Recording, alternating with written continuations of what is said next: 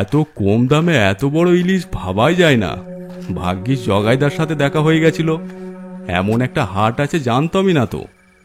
কিন্তু জগাইদা আসছে বলে কোথায় যে গেল, একসাথেই বাড়িতে ফিরবে বলল। এমন সময় লোকটির যেন মনে হলো ওর পিছনে অন্ধকারে কেউ একটা আসছে। কে, জগাইদা নাকি? অন্ধকারে আসছো কেন? তুমি আজকে যা দারুণ একটা হাটের খবর দিলে না, আর কি বলবো। রাতে যে এমন হাট বসে জানাই তো ছিল না। রমেন কথা বলে চললেও প্রতি উত্তরে কোনো জবাব আসে না। জগাইদা, তুমি অমন চুপ মেরে গেলে কেন?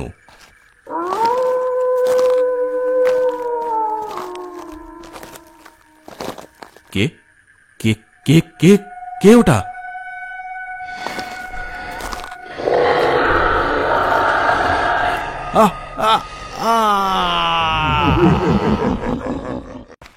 প্রতি বছর বর্ষার সময় দাদুর বাড়িতে যাওয়া আমার আর বোনের বাধা ছিল।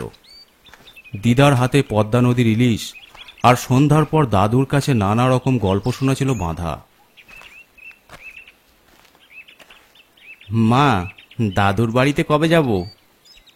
যাবো রে বাবা, যাবো। সামনের সপ্তাহেই যাচ্ছি আমরা। এর মধ্যেই বাবার কাছ থেকে 2 বার চিঠি চলে এসেছে আমরা কবে যাচ্ছি। মায়ের কথাতে আমার আর বোনের মনটা আনন্দে নেচে উঠল। দেখতে দেখতেই সামনের সপ্তাহ চলে এলো। আমি, মা আর বোন বেরিয়ে পড়লাম দাদুর বাড়ির পথে।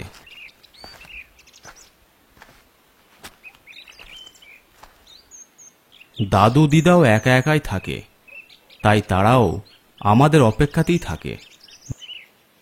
দাদু দিদা যেখানে থাকে সেখানে এখনো বিদ্যুৎ পৌঁছায়নি, তাই সেখানকার পরিবেশটাই আলাদা। একদিন রাতে খাওয়ার পর বসে আছি। গিন্নি, ইলিশ মাছটা কিন্তু জব্বর রেঁধেছো বলতেই হবে। সত্যিই তাই, দিদার হাতে জাদু আছে। তোরা আসবি বলে আগে ইলিশ মাছ বাড়িতে অবধি আনতে দেয়নি। হ্যাঁ, তবে এটাও ঠিক, সবার সাথে বসে খাওয়ার আনন্দই আলাদা। আবার মেয়ে নাতি নাতনি ছাড়া ইলিশ খাবো, তাই আবার হয় নাকি? দাদু, এবার কিন্তু একটা ভূতের গল্প বলতে হবে তোমাকে। আগের বার বলেছিলে আমরা এবার এলে ভূতের গল্প শোনাবে, আর আমি আর বোন এখন আর ছোট্টটি নেই, অনেক বড় হয়ে গেছি। ভূতের ঘটনা তো শুনবি, রাতের বেলাতে ভয় পাবি না তো? না না, মোটেই ভয় পাবো না। আচ্ছা আচ্ছা দাদু আর দিদি ভাই, তাই হবে। এবার তোমাদের একটা ভূতের ঘটনাই শোনাবো, আর সেটা একদম সত্য, নিজের চোখে দেখা। তাই নাকি? তাহলে আর দেরি কেন, শুরু করো। আচ্ছা, দাদু নাতি নাতনিতে গল্প করো, আমি আর মা ওই ঘরে চলে যাই। ননি, তাই চল, গ্রামের অনেক কথা বলার আছে তোকে। মা আর দিদা অন্য ঘরে চলে যায়। মাদুরের ওপর বসে আছি আমি, বোন আর দাদু। ঘরটি বেশ অন্ধকার, লণ্ঠনের কম আলোতে কেবল আমাদের 3 জনের মুখটাই দেখা যাচ্ছে। দাদু লাইটার দিয়ে বিড়ি জ্বালিয়ে জানলার ধারে দাঁড়িয়ে খেয়ে অবশিষ্টটুকু বাইরে ফেলে এসে আবার আমাদের সামনে বসল। দাদু, তুমি তোমার হাতের লাইটার দিকে তাকিয়ে আছো কেন? আজকে যে সত্য ঘটনাটি শোনাবো, তাতে এই লাইটারটির ভীষণ বড় ভূমিকা ছিল, আর তার থেকেও বড় ভূমিকা ছিল ইলিশ মাছের। লাইটার, ইলিশ মাছ একসাথে? ভীষণ রহস্যজনক মনে হচ্ছে, তাড়াতাড়ি শুরু করো। ঘটনাটি আমার সাথে ঘটেছিল আজ থেকে 50 বছর আগে। সবে সবে তোমাদের ঠাকুমার সাথে বিয়ে হয়েছে তখন। শুনছো, বর্ষাকাল তো শুরু হয়ে গেল, এখনো তো একদিন ইলিশ মাছ খাওয়া হলো না। তোমাদের ঠাকুমাকে এদিকে বলতেও পারছি না, নতুন নতুন চাকরি হয়েছে, মাইনেও তখনও হয়নি। হাতে তেমন বেশি টাকাও নেই, আর বাজারে যেমন সাইজের ইলিশ উঠেছে তার দামটাও আকাশ ছোঁয়া। এদিকে সবে সবে বিয়ে হয়েছে, গিন্নে আবদার করে ইলিশ খেতে চেয়েছে, মুখের ওপরে কি করেই বা আর একদম না করে দিই। হ্যাঁ, আজকে সন্ধ্যার দিকে যাব, খবর পেয়েছিলাম আজকে ইলিশ আসবে। অতপর খুব একটা ইচ্ছা না থাকলেও রওনা দিলাম বাজারের দিকে। আমার এখনো মনে আছে বারটা ছিল শনিবার। হাটে যখন পৌঁছালাম তখন লোকসংখ্যা খুব একটা বেশি ছিল না। শনিবারের হাটটা মূলত থাকতো মাছের জন্যই। আকাশের অবস্থা বিশেষ ভালো না থাকাতে আর মাঝে মাঝেই তীব্র হাওয়া সহ বৃষ্টির দরুন নৌকা নিয়ে মাছ ধরতে যাওয়ার সাহসটাও তেমন কেউ পাচ্ছিল না। তাই যতটা মাছ বাজারে দেখা যাওয়ার কথা ছিল ততটা আশানুরূপ হচ্ছিল না। এই ইলিশটা কত করে? 10 টাকা কিলো বাবু। মানুষকে লুটে নিবে বলে ঠিক করেছো নাকি? কি যে কইতাছেন, আরতে মাছ আইলে আমাদের কি করণ আছে, আপনি কন না। আমি আরও কটা দোকান দেখলাম, আর সব কটাতেই একই অবস্থা দেখে তীব্র নিরাশ হলাম। পয়সার টান থাকাতে বউকে ইলিশ মাছ খাওয়ানো হলো না, এই ভেবেই মনটা ভিতরে ভিতরেই বেশ খারাপ হয়ে গেল। কি করা যায় এই সবই ভাবছি। এমন সময় আমার পিছন থেকে একটা আওয়াজ এলো। ইলিশ মাছ মনের মতো পেলেন না বুঝি?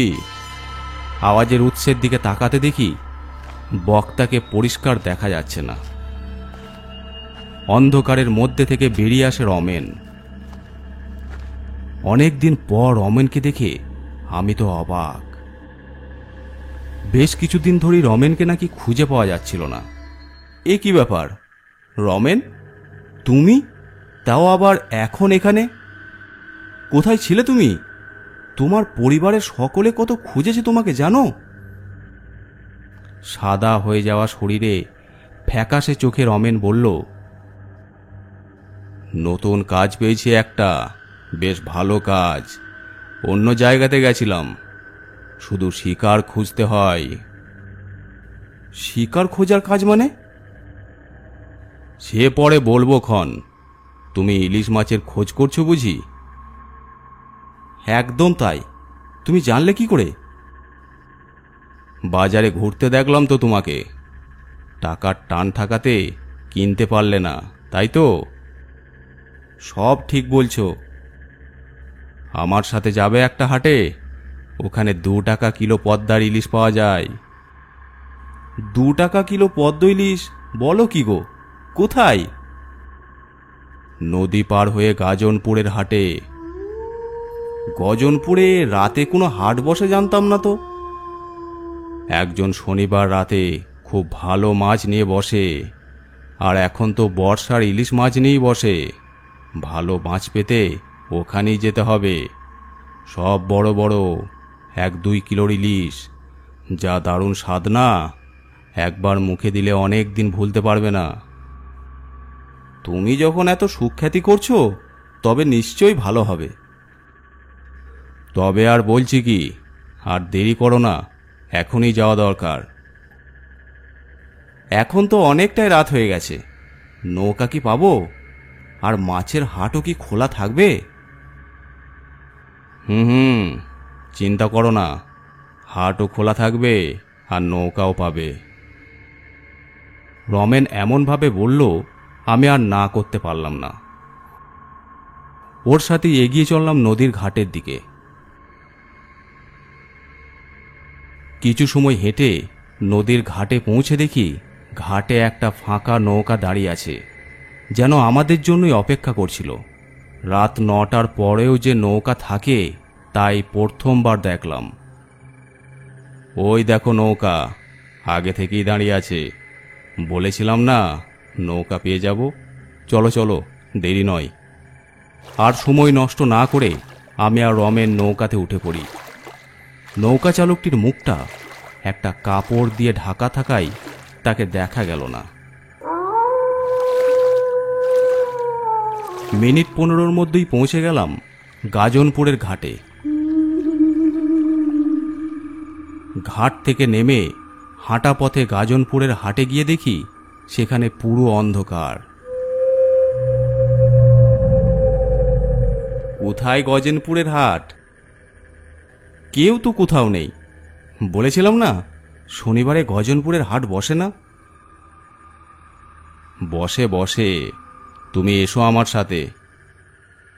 রমেন আমাকে নিয়ে গেল গাজনপুর হাটের পিছনের দিকে, যেখানে গিয়ে দেখি মাটিতে পরপর সাজানো বড় বড় সাইজের ইলিশ। অন্ধকার রাতেও চাঁদের আলোতে মাছগুলো চকচক করছে। দীর্ঘদিন পরে এত বড় ইলিশ মাছ দেখলাম। কি কেমন দেখছো? দারুণ দারুণ। ঠিক এমন সময় অন্ধকারের মধ্যে থেকেই খ্যানখ্যানে একটা গলা ভেসে এলো। কি কেমন দেখছেন? পছন্দ হয়েছে তো? নিজের পছন্দ মতো তুলে নিন। এত বড় বড় সাইজের মাছ তো আমাদের বাজারে ওঠেনি, নিশ্চয়ই অনেক দাম হবে। টাকা না থাকলে পরে এসে দিয়ে যাবেন। 3 টাকা করে কিলো। যেখানে আমাদের বাজারে এর থেকে ছোট মাছ 10 টাকা করে কিলো, সেখানে এত বড় মাছ আপনি 3 টাকা করে দিচ্ছেন? ইচ্ছে থাকলেই দেওয়া যায়। আপনি আপনার যেটা পছন্দ হয়েছে নিয়ে যান। আমি আর সময় নষ্ট না করে বেশ বড় সাইজের একটা ইলিশ তুলে নিলাম। গিন্নি দেখে তো খুব খুশি হবে। টাকা নেওয়ার সময় যে লোকটি মাছ বিক্রি করছিল তার হাতগুলো দেখে কয়েক মুহূর্তের জন্য ভীষণ ভয় পেয়ে যায়, যেন একটা কঙ্কাল হাত বাড়িয়ে টাকাটা নিল। বিষয়টা এতটাই তাড়াতাড়ি হলো যে বোঝারও ঠিক মতো সময় পেলাম না। কেন জানি না আমার ভিতর থেকে কেউ যেন বলতে লাগলো এখানে আর বেশি সময় থাকা ঠিক হবে না। রমেন, চলো তবে। রমেন অন্ধকারের দিকে একভাবে তাকিয়ে রয়েছে। যেদিক থেকে লোকটির হাতটা এসেছিল সেই দিকে। আমি তাকে দেখতে না পারলেও রমেন যেন পরিষ্কার তাকে দেখতে পাচ্ছে। বিড়বিড় করে কিছু একটা যেন বলল। রমেন, কি হলো? চলো। হ্যাঁ চলো। উনি আমার নতুন খরিদ্দার। ওনাকে সাবধানে বাড়িতে পৌঁছে দিয়ে আসো। ইলিশ মাছ হাতে নিয়ে হাট থেকে বেরুচ্ছি। অন্ধকারের মধ্যে থেকে কিছু ফিস ফিস আওয়াজ ভেসে এলো। ওই যে ও যাচ্ছে, আমাদের দলের নতুন সদস্য হবে। চল, ওর পিছনে চল। আমার পরিষ্কার মনে হলো কিছু কালো ছায়া যেন আমার পিছনে পিছনে আসছিল। হন হন করে হেঁটে নদীর ঘাটে পৌঁছাতে দেখি সেই আগের নৌকাটি এখনো দাঁড়িয়ে। আমরা আবার ফিরে আসব এমন কথা তো বলেছিলাম বলে মনে পড়ে না। যাই হোক, এখন বাড়িতে পৌঁছাতে পারলে বাঁচি, এই ভেবেই সেই নৌকাতে উঠে পড়ি। অনেকক্ষণ থেকে দেখছি তোমাকে কেমন উত্তেজিত লাগছে। এত ভালো মাছ পেলে কোথায় খুশি হবে ভেবেছিলাম। সবাই কত খুশি হয়েছে জানো? সবাই খুশি হয়েছে মানে? ও কিছু না। নৌকা থেকে নামার পরেও যেন মনে হলো কারা যেন আমার সাথেই নামলো। আরও অলৌকিক কাণ্ড। নৌকা থেকে নেমে পকেট থেকে 1 আনা বার করে নদীর দিকে তাকাতেই দেখি দূর দূরান্ত অবধি কোনো নৌকা নেই। আশ্চর্য, নৌকা নিয়ে মাঝি এর মধ্যে কোথায় গেল? কি যে হচ্ছে কিছুই বুঝতে পারছি না। একটা বিড়ির খুব দরকার। না না, দরকার নেই। তত সময়ে আমি পকেট থেকে বিড়ি বের করে লাইটার দিয়ে ধরিয়ে ফেলেছি। আর অমনি অবাক করা কাণ্ড, রমেন কর্পূরের মতো উবে গেল। রমেন, রমেন, কোথায় গেলে তুমি? আশ্চর্য, রমেন কোথায় গেল এর মধ্যে? কি যে হচ্ছে কিছুই বুঝতে পারছি না। এদিকে ওদিকে তাকিয়েও তার দেখা পেলাম না। তবে টর্চের আলো জ্বালানোর সময় কয়েক মুহূর্তের জন্য যেন কিছু কঙ্কালকে অন্ধকারে দাঁড়িয়ে থাকতে দেখি। আমি যতই পা চালিয়ে বাড়ির দিকে যাচ্ছি, অদৃশ্য কারা যেন ঠিক আমার পেছনেই আসছে। যেই বিড়ির টান দিয়ে আগুনের তেজটা বেশি হচ্ছে, তেমনি তারা আর নেই। জোরে জোরে পা চালিয়ে এগিয়ে চললাম বাড়ির পথে। কি গো, এত সময় তুমি কোথায় ছিলে? কত রাত হয়ে গেছে, আমি তো ভীষণ চিন্তা করছিলাম। এই দেখো, তোমার জন্য কি এনেছি। এত বড় ইলিশ মাছ, এ তো অনেক দাম নিল। এটা আমার কি দরকার ছিল? না না, তেমন দাম নেয়নি। আর তার চেয়েও বড় কথা, বিয়ের পর আবদার করে একটা জিনিস খেতে চেয়েছো, না খাইয়ে পারি? গিন্নির মুখখানা লজ্জাতে লাল হয়ে গেল। মাছটা রেখে দাও, কালকে রান্না করো।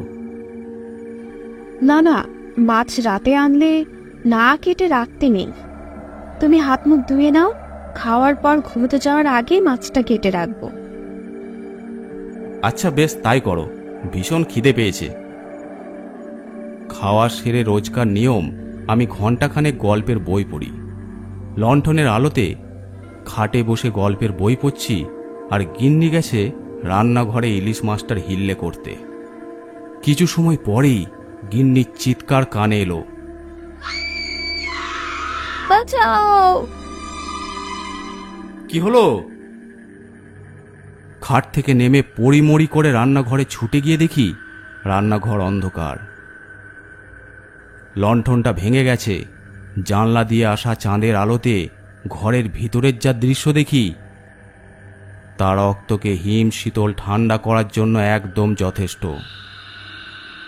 ঘরের এক কোণে রক্ত লাগা বটি, আর পাশেই পড়ে আছে ইলিশ মাছটা। রাতের অন্ধকারে রক্তটা যেন বেশি গাঢ় লাল লাগছে।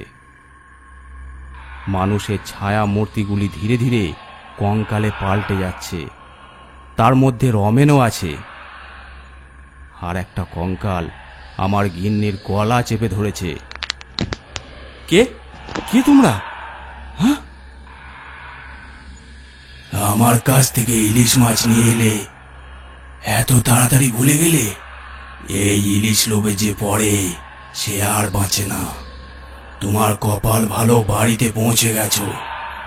এখন একসাথে দুজনকে নিয়ে যাব। গিন্নির গলাতে সাঁড়াশির মতো হাত আরও চেপে বসতে থাকে। ওর চোখ যেন ঠিকরে বেরিয়ে আসছে। একটা কথা এর মধ্যেই আমার কানে বাজে, কপাল ভালো, বাড়ি অবধি চলে এসেছো। আসার সময় আমারও যে কিছুটা সন্দেহ হয়নি তা নয়। আর সময় নষ্ট না করে পকেট থেকে লাইটার বের করে আগুন জ্বালিয়ে ফেলে দিলাম ইলিশ মাছটার উপর। আর আমার পরিকল্পনা সফল হয়। যে কঙ্কালটি আমার গিন্নির গলা চেপে ধরেছিল প্রথমে সে, আর পরে একে একে বাকি কঙ্কালগুলো চিৎকার করতে থাকে।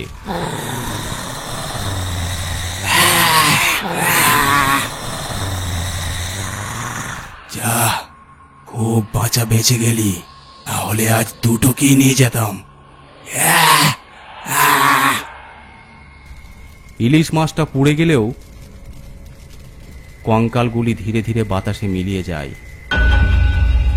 গিন্নি দৌড়ে এসে আমাকে জড়িয়ে ধরে। উফ, কি ভয়ঙ্কর! আর ভয় নেই, আর ভয় নেই। পরে জানতে পেরেছিলাম গাজনপুর হাটে সনাতন নামে একজন মাছ বিক্রি করত। বছরখানেক আগে এক ঝড়ের রাতে ইলিশ মাছ ধরতে গিয়ে নদীতে ভেসে যায়। তবে আজও গভীর রাতে গাজনপুরের হাটে মাছ নিয়ে এসে বসে। যে বা যারা কোনো না কোনোভাবে ওই হাটে গিয়ে ইলিশ মাছ কেনে, তারই মৃত্যু অবধারিত। যে মরে সে আবার তার চেনা জানা আর একজনকে সেখানে নিয়ে যায়। রমেন হয়তো কারোর কথাতেই ওখানে গিয়ে নিখোঁজ হয়েছিল। শোনা যায় আজও গভীর রাতে গাজনপুরের হাটে একজনকে ইলিশ মাছ নিয়ে বসে থাকতে দেখা যায়। অপেক্ষা করে তার পরবর্তী শিকারের, যাতে তাদের দল আরও বড় হয়।